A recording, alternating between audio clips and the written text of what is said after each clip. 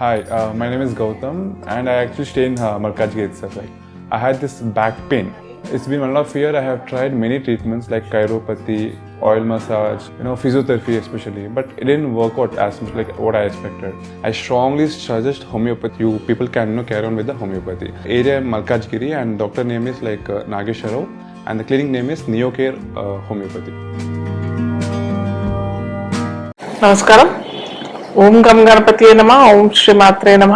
సర్వమంగళ మాంగళ్యే శివే సర్వార్థ సాధికే శరణ్యే త్రయంబకే దేవి నారాయణి నమోస్తుతే.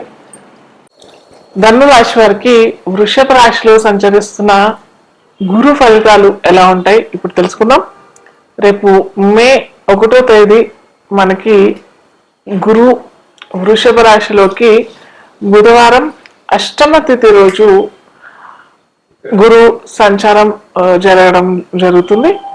అలాగే బుధవారం శుక్రహోరలో గురు వృషభ రాశిలోకి ఎంటర్ అవుతాడు అనమాట. సో ఈ గురువు మనకి ధను రాశి వారికి ఎలాంటి ఫలితాలు ఇస్తారో తెలుసుకున్నప్పుడైతే గురు ఏమవుతాడు ఈ ధను రాశికి అయితే గురు తన సొంత రాశ్యాధిపతి అవుతాడు.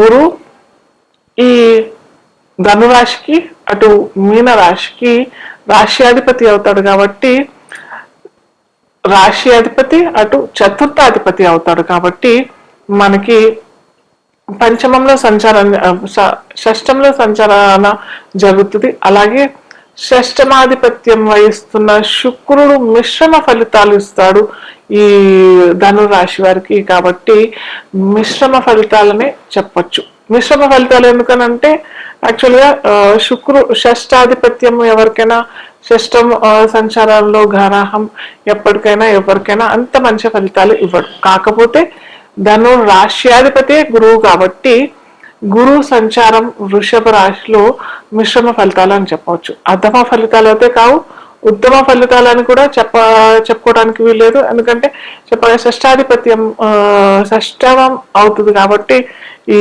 ధనురాశి వారికి ఈ షష్టమ ఫలితాలు కూడా వస్తాయి. అలాగే రాశ్యాధిపతి అవుతాడు కాబట్టి అటు కొన్ని మంచి ఫలితాలు కొన్ని చెడు ఫలితాలు అని అంటే షష్టాధిపత్యం అని అంటే మనకి రుణ రోగ శత్రువులు మనకి షష్టం వహిస్తాయి కాబట్టి ఆ షష్టమ ఫలితాలు కూడా మనకి గురువు ఇస్తాడు. సో ఇన్ జనరల్ గా ఈ ధనురాశి మీనరాశి కాలపురుషాంగంలో 9వ రాశి అవుతుంది కాబట్టి 9వ రాశి అంటే ఉన్నత ఉద్యోగము, ఉన్నత పదవి, ఉన్నత విద్య అనేవి అన్ని కారకత్వాలు. అలాగే గురు స్థానం, తండ్రి స్థానం కూడా మనకి ఈ ధను రాశి అవుతుంది.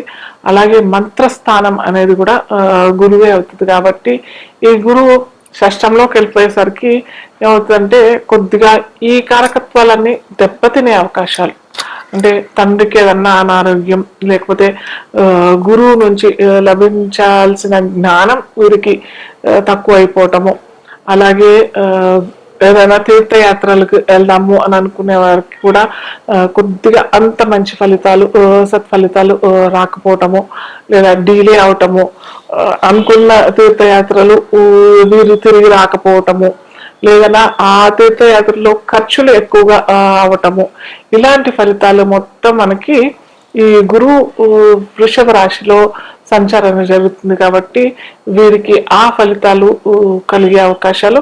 అలాగే షష్టాధిపత్యం కూడా ఉంది కాబట్టి మనకి రుణ రోగ శత్రు ఈతి బాధలు కూడా వచ్చే అవకాశాలు చాలా ఉంటాయి. కాకపోతే గురువు ధనానికి సంపదకు కూడా కారకుడు కాబట్టి లోన్స్ విషయాల్లో మటుకు వీరికి తొందరగానే లోన్స్ వచ్చే అవకాశాలు లేదా లోన్స్ తీర్చే అవకాశం కూడా చాలా చక్కగా వస్తుంది అన్నమాట. అలాగే రోగాలు, దీర్ఘకాలికమైన రోగాలు వచ్చే అవకాశాలు, శత్రువులు ఈతి బాధలు, శత్రువులు వీరికి కొత్తగా ఉత్పన్నం అవటము, కొత్తగా వారి నుంచి వీరికి ఇబ్బందులు కలగడము, ఇలాంటివన్నీ మనకి ఈ గురు సంచారం వృషభ రాశిలో జరగటం మూలన వచ్చే అవకాశాలు చాలా ఎక్కువగానే ఉంటాయి అన్నమాట. సో ఇవి మనం బ్యాలెన్స్ చేసుకోవడానికి పరిహారాలు ఖచ్చితంగా చేసుకోవాలి, అది నేను చెప్తాను. సో వృషభ రాశి నుంచి వృశ్చిక రాశిని చూస్తాడు, అలాగే కన్యా రాశిని చూస్తాడు, అలాగే మకర రాశి చూస్తాడు. కాబట్టి ఈ ధను రాశి వారికి కన్యా దశమం అవుతుంది, అలాగే వృశ్చికం వ్యయం అవుతుంది, అలాగే మకరం వీరికి ద్వితీయ రాశి అవుతుంది. కాబట్టి కన్యా వీరికి ఉద్యోగం, అటు ఉద్యోగ ప్రాప్తి లేదా దూరపు ప్రాంతాల్లో వీళ్ళకి ఉద్యోగం లభించడం, లేదా ఉద్యోగ ప్రమోషన్ లో కొద్దిగా డీలే జరగటము, లేదా వీరు అనుకున్న హైక్ శాలరీ వీరికి రాకపోవటము, లేదా కొద్దిగా అసంతృప్తికరమైన వాతావరణం ఉద్యోగంలో జరిగే అవకాశాలు ఈ సంవత్సరం వీరికి వచ్చే అవకాశాలు చాలా ఎక్కువగానే ఉంటాయి అన్నమాట. అంటే ఉద్యోగంలో, వృత్తి వ్యాపారంలో కొద్దిగా అసంతృప్తికరమైన జీవితం గడపాల్సిన అవసరం కొద్దిగా వీరికైతే ఉంటుంది. సో దానికి మనం బ్యాలెన్స్ చేసుకోవడానికి ఖచ్చితంగా పరిహారాలు చేసుకుంటే మటుకు చక్కటి ఫలితాలు వస్తాయి. సో అలాగే వ్యయం కూడా చూస్తున్నాడు కాబట్టి అనుకోని ఖర్చులు, హాస్పిటలైజేషన్, అన్ఎక్స్పెక్టెడ్ లాసెస్ అంటాం కదా, అవి కూడా అయ్యే అవకాశాలు. అలాగే మకరాన్ని కూడా చూస్తున్నాడు కాబట్టి అన్ఎక్స్పెక్టెడ్ గా వీళ్ళకి లబ్ధి పొందడం, ధనం ఇప్పుడు అనుకోని మనం ఏదో కొన్ని ఎక్కడో ఇన్వెస్ట్ చేస్తాం మర్చిపోతాం, ఆ సంపద, ఆ డబ్బులు, లేదా ఎవరికో ఇస్తాము డబ్బులు, వారు ఇస్తారో ఇవ్వరో అనేసి ఆశలు కూడా వదిలేసుకుంటాం. సో ఆ రూపకంగా వీళ్ళకి ధనార్జితం జరగటం కూడా జరుగుతుంది. కాకపోతే ఈ హాస్పిటలైజేషన్ ఖర్చులు కూడా ఉంటాయి కాబట్టి వీరు ఖచ్చితంగా హాస్పిటల్స్ విజిట్ చేయటము, హాస్పిటల్స్ లో రోగులకి కొద్దిగా ఈ ఏమంటారు పళ్ళు అన్న పంచడము, లేదా కొద్దిగా ఊర్లలో నుంచి వచ్చే రోగులకి వాళ్ళకి ఎలా సహాయం చేయాలో వారికి కొద్దిగా తెలీదు, అన్ఎడ్యుకేటెడ్ ఇల్లిటరేట్ వాళ్ళు వస్తారు కాబట్టి కొద్దిగా వాళ్ళకి వీరు ఏదన్నా మాట సహాయం అన్నా, డబ్బు రూపకంగాను అటు ఏదైనా పంచిపెట్టే రూపకంగా కాకుండా కానీ మాట సహాయం, చేత సహాయం చేసినట్టయితే కూడా వీరికి అన్ఎక్స్పెక్టెడ్ ఖర్చులు, హాస్పిటలైజేషన్ అని అంటున్నాం కదా, అవి కొద్దిగా బ్యాలెన్స్ అయ్యే అవకాశాలు చాలా చక్కగా ఉంటాయి. సో అలాగే వీరు చేసుకోవాల్సిన పరిహారాలు ఏంటంటే ఖచ్చితంగా గురువారాలు, శుక్రవారాలు ఖచ్చితంగా వీరు అన్నదానం అన్నా చేసుకోవాలి. ఎందుకంటే షష్టం అవుతుంది కదా, షష్టం వీరికి కాలపురుషాంగంలో ద్వితీయ రాశి అవుతుంది కాబట్టి ధర్మక్షేత్రాల్లో అంటే గుళ్ళు గోపురాల్లో అక్కడ వీరు అన్నదానం అంటే పెద్ద పెద్దగా అన్నం దానం చేయలేము అని అంటే పులిహోర దానం చేసుకోవచ్చు. ఎందుకంటే పులుపుకి కారకు కూడా శుక్రుడే కాబట్టి అటు పులిహోర దానము లేదా పళ్ళు అది శుక్రవారం చేసుకుంటే చాలా చక్కటి ఫలితాలు వస్తాయి.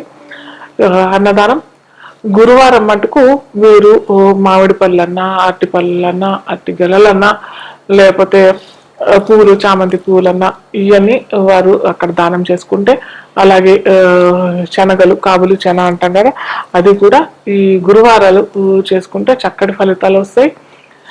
అన్ఎక్స్పెక్టెడ్ లాసెస్ రాకుండా ఉండటానికి ఖచ్చితంగా మహాలక్ష్మి ఆరాధన శుక్రవారాలు చేసుకోవాలి. చక్కగా మహాలక్ష్మి అష్టకం చదువుకోండి, లేదా శ్రీ సూక్తం చదువుకోండి, కనకదార స్తోత్రం చదువుకోండి.